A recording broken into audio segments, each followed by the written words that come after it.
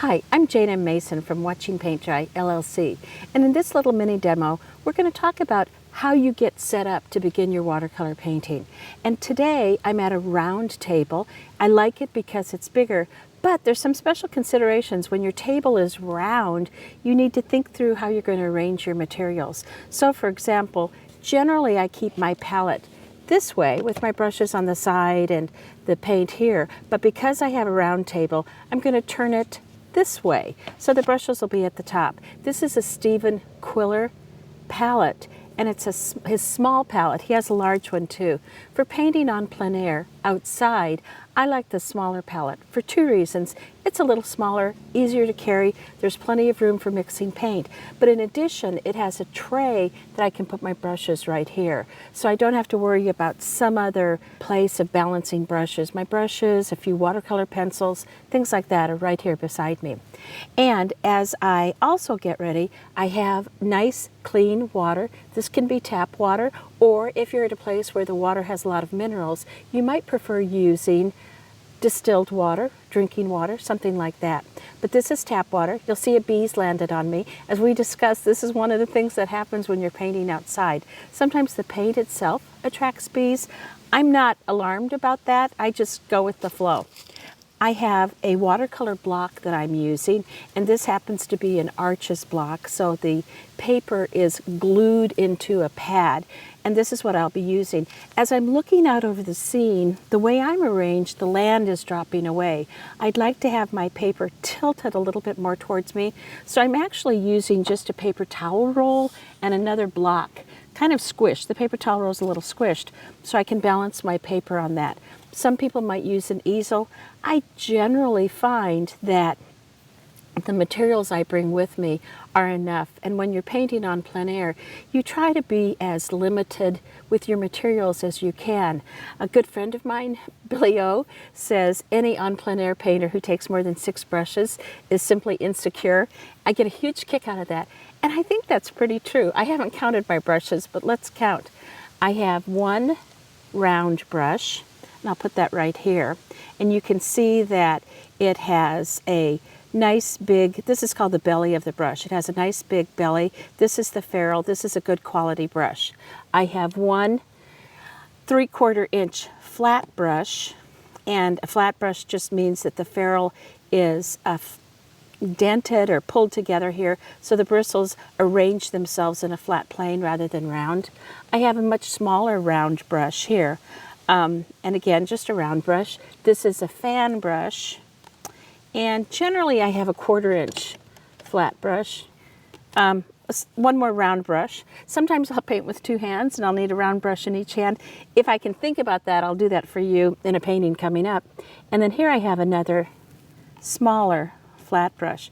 So, oh good, I have just 6, so I'm in line with Billyo's recommendation. So these are the types of brushes, and honestly, you really don't need to carry more brushes than that with you.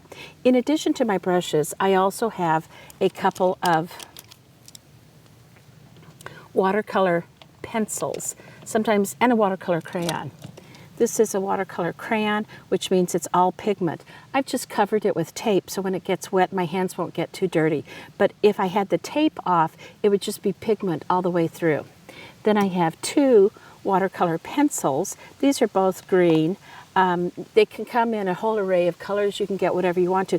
But as opposed to a colored pencil, these are actually watercolor pigment. And as I use them, you'll be able to see that I can use a brush with water and erase them pretty much. Another tool that's handy is to have a Emery board. I can see when I set up here, there was some sort of a dot of paint that was on my paper. You can take an Emery board, and sometimes I just take it and I'll break it. If I can, this one must have a lot of humidity in it. Okay, so it's dented. I'll take the Emery board, it's dented, and I will use it to erase something on my paper. So I'll just erase that paint. Now generally I would not do this before I started because it mars the surface of the paper and the paint will not be accepted there as easily, but you can see that I'm taking this paint off.